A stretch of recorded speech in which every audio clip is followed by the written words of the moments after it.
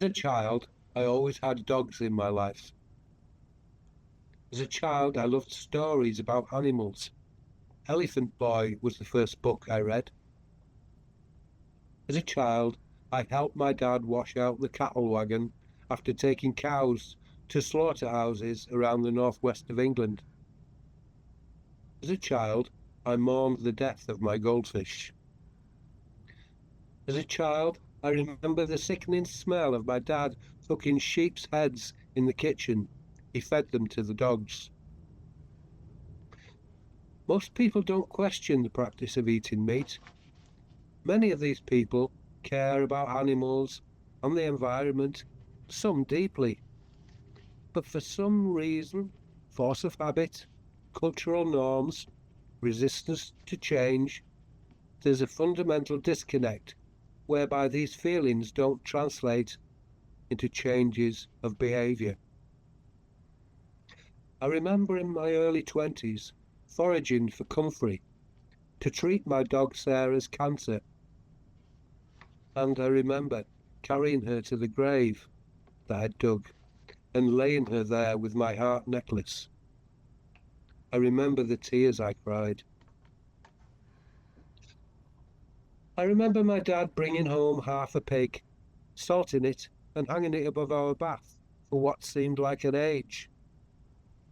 I remember eating salty bacon for weeks and weeks.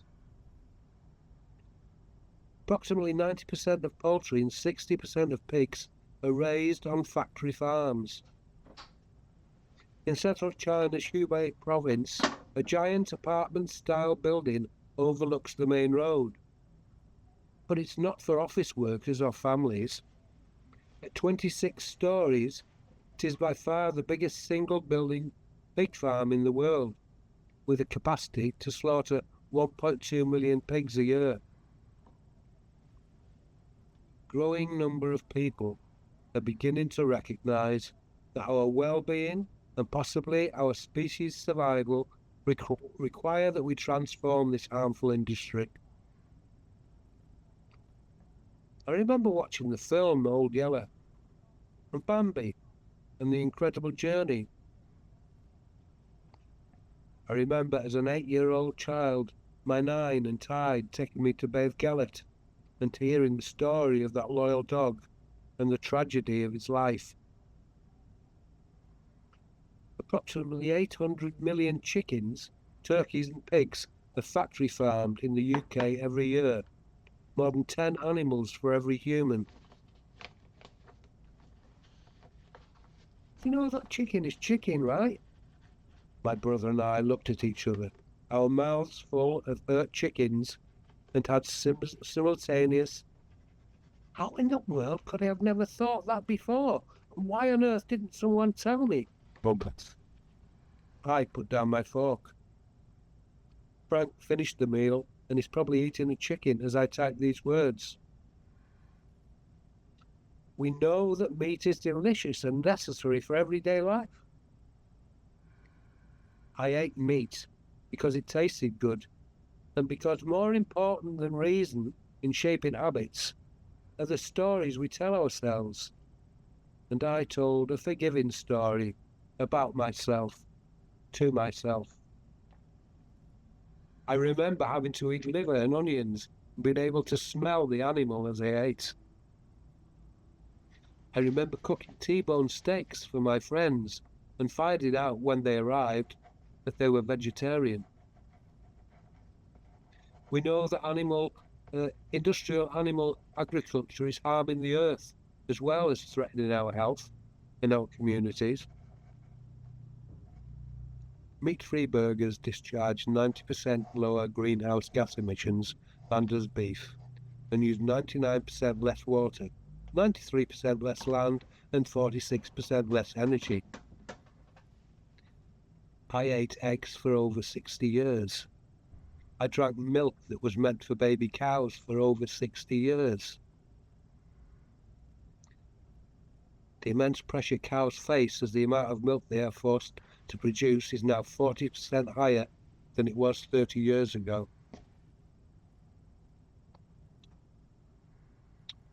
So, What follows is a piece based on some research of following animals in a certain context. Animal intelligence. Some of us had been taken to a new place. Unusually, they had observed us by camera for the whole of the journey. That was unheard of. Generally, we are left to our own devices, as they say. We heard that we showed little sadness or fear during the journey. Others among us were likewise observed as they were taken to an altogether different place and showed significantly higher levels of sadness and fear. There was nothing different in the way they treated. How did they know? Social progress. We filmed them, 2 groups of them. The first group were taken to a new place. We wanted to know what the impact of the move was and whether they experienced any distress. They showed little increase in sadness or fear during the journey. The second group, it was clear that they were scared and sad. We knew then that they had a sense of what was going to happen to them. We were moved. Morality. We are watching this unfold to gauge their emotions. They breathe like us, play like us, and hurt like us. Half of them have been sold and now are possessions of someone else for now. The other half knew where they were going, and yet we watched it unfold. The horror, the horror. So I've been at Candle Meeting House. I feel really blessed. It's I have a cafe attached to the Quaker Meeting House, and every day I'm knocked out by the people who come there and by the Quaker community, and the joy that we had the other week in Quaker vegan meal, where everybody pulled together, and the solidarity was just beautiful. That's it for me.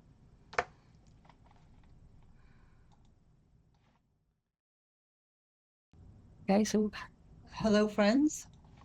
Today I'd just like to share a little of my journey into veganism and how it became connected to my Quaker practice. So I became, very much like Bryan, later on in life, I became a vegan at 50. Before that, I ate meat and used animal products without thinking much about it, but not because I didn't care. Because it was just I hadn't sort of joined the dots, hadn't aligned my actions with my values. I considered myself an animal lover, but there was a disconnect I hadn't fully seen. So I grew up in a devout Catholic household where eating meat was seen as completely normal, to be honest, even sacred. You know, we have the Sunday roast, our Easter lamb, our Christmas turkey. These were part of the fabric of our family life and religious tradition. To be honest, at school and at home, there was no suggestion there was another way of being. The idea of dominion over animals was interpreted more as dominance rather than care or stewardship. So about 16 years ago, I moved to a semi-rural area, to the home I now live in Cheshire. And living in the countryside, I often came across rabbits that had been hit by cars. And I found it incredibly sad the way their bodies were just left on the road, unnoticed and unloved. And I'm not ashamed to say, sometimes with tears in my eyes, I would gently move them into the grass verge and lay wildflowers over the top of them. It felt like the least that I could do to honor their lives somehow.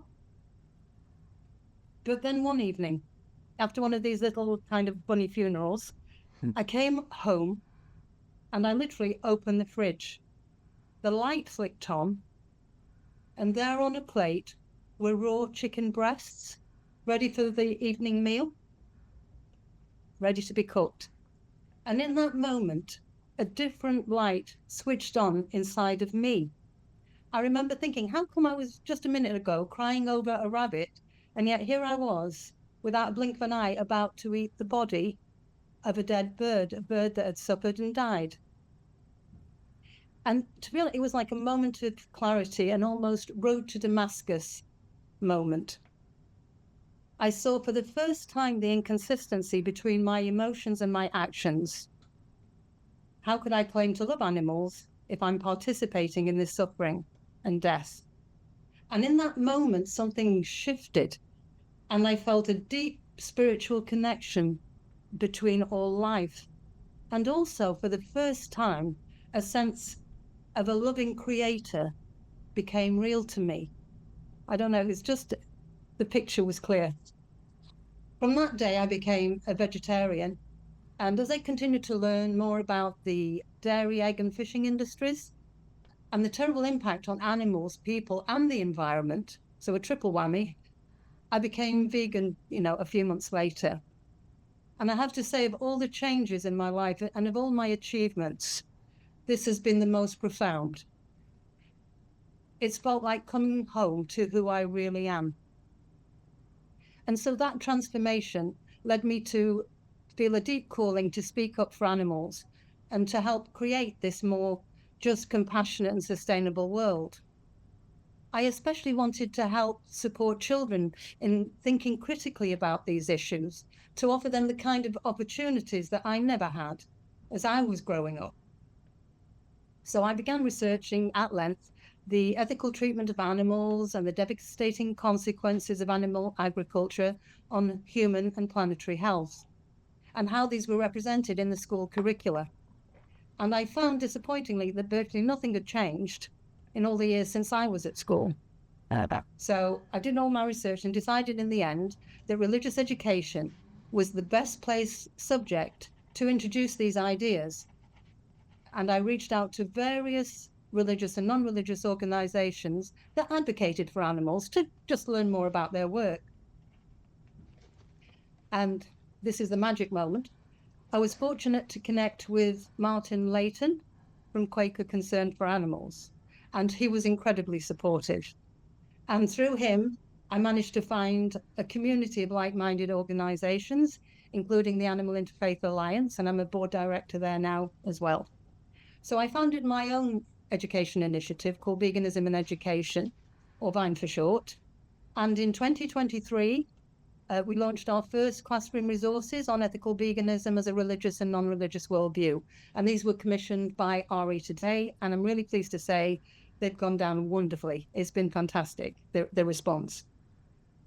But I also felt a need for a spiritual grounding, a place to hold this work and the sense of calling, and I literally mean calling to serve, that it came from. And so through conversations with Martin and others, I found Quakerism offered exactly that. So I began attending at Friendly, for a while worked with peace education work, joined Quaker Concern for Animals, and obviously thrilled now that we've got Quaker Vegan Witness as well. They're all part of the same whole. So for me, the testimonies of Quakers, especially peace, integrity, equality, and care for the earth, I think speak directly to the need for compassion towards animals. I think that if we truly hold that there is that of God in everyone, we must also recognize that same kind of divine spark in all living things, human and non-human. From my research and just my life experience, I can see how the threads of human and animal injustice are deeply interwoven. Addressing one always helps to illuminate another. They're not mutually exclusive. It asks us to reflect more deeply, live more kindly, and move through the world with a wider, more inclusive love. Sadly, yes, our world is in crisis with escalating violence, injustice, social inequality, climate change, and biodiversity loss. But I'm hopeful. I am really hopeful, because I believe that if we can all begin to re-examine our relationships with animals and with nature, we can really build a more peaceful, compassionate, and sustainable future for all living things. Thank you, friends.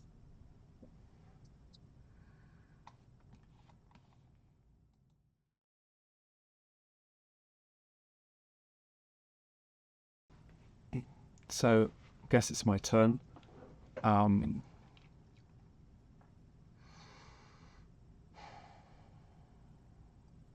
So, what does it mean to live the good life? I grew up in Yorkshire, in a small town, the rural town, and we kept chickens in the backyard. And the reason why we kept chickens in the backyard was because my parents were obsessed with watching the TV show The Good Life. They loved it, and they imagined themselves as being in that TV show. So we kept chickens, and we bartered for food sometimes. And my father, who's a really great guy, he thought it was really important that we were connected with our food and where it comes from. I often hear that, and it's something that I really believe is true. He sort of impressed upon us that was important to sort of know where our food is from, and so yeah, we had, I just remembering that we had two cockerels by accident, and they didn't get on very well, shall we say. And one was particularly irksome little guy, and so within the family, he grew a nickname which was the Bastard. Sounds great in northern Yorkshire, doesn't it? So it was because this cockerel would peck at anyone who had come to feed the group of chickens, and so it was decided in the family that it was time for him to be offed, and so the day was decided, and my father recruited us all to help, and in order for him to be able to do this, he braced himself with about half a bottle of whiskey, and I could see he was incredibly distressed by the process, but that happened, and we sat glumly around the Sunday dinner table around the chicken that we had looked after. Even though he was not well liked, it was still a grim affair, and I kind of learned that was how we work with our emotions as good Yorkshiremen. Push them down, have a good drink to stiffen ourselves. But at the same time, so this is in my life story, but at the same time, I have a granny who's a yoga teacher, and so I was brought up as knowing about yoga and going into animal poses. As a 5-year-old, a wonderful kind of upbringing. And as I grew into my adulthood, I took on this interest in yoga and meditation and spiritual concerns relating to that tradition. And something that I started to work with was a thing called the loving kindness meditation. And if you don't know this practice, it has some overlap with the Quaker experiment with the light, in that you actively working with your questions, but actively working with your emotions as well. And it starts with yourself, hoping and increasing a sense of loving kindness towards oneself, and saying to oneself, may I be happy and free from suffering. And then expanding this out, visualizing that we can expand this sense of good wishes and this sense of loving kindness to a friend, and then to someone who we don't really know, and then to someone that we find challenging. Expanding always that sense of loving kindness outwards. And then after some time, expanding this sense of loving kindness out to all beings. So including all beings on the land and the sea and in the sky. So this, all beings including animals. And it's a wonderful practice. It's and it's taught me a lot. But having practiced this for quite a few years, it was apparent to me that that there was a disconnect. That there was this life, this imaginative life of loving kindness, and then there was this disconnect with this daily, just ordinary life of, where I was and what food I ate. But it did start to affect my relationships with people and the way I interacted with strangers, that I was much more open and giving towards strangers. But it increasingly became apparent that this kind of awkwardness, this sense of knowing without knowing, was increasingly more hard work. This sense in which you're wishing well and wishing loving kindness to all beings, and kind of trying to subconsciously, this sort of emerging subconsciously, coming into consciousness, this sense of I'm not really wishing them well, and this awkwardness was becoming psychologically hard work, in a sense. And so I spoke to a friend who was vegan, and I just was saying, I was talking to him and explaining to him all the reasons why it was impossible that I would become vegan, because of all of my life circumstances, and how it's the people that was around me, it would be very difficult, and how it'd be, just listing off all these reasons why I couldn't. He listened very patiently and said, well, he listened very patiently and paused, and then said, yes, it is inconvenient. And left those words hanging in the air with a kind of accusatory power that I felt was incredibly annoying, because it was very clear that inconvenience is absolutely no basis for living a good and moral life, that something that I thought that I had. So on the spot, I realized that this sort of challenge, this and very annoying phrase, meant that I had to change.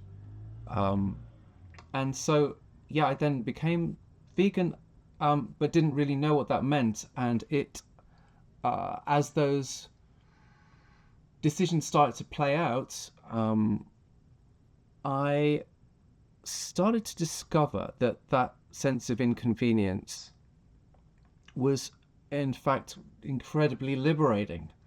On a very boring level, there was this sense in which, when you go to the supermarket, you have way fewer decisions to make.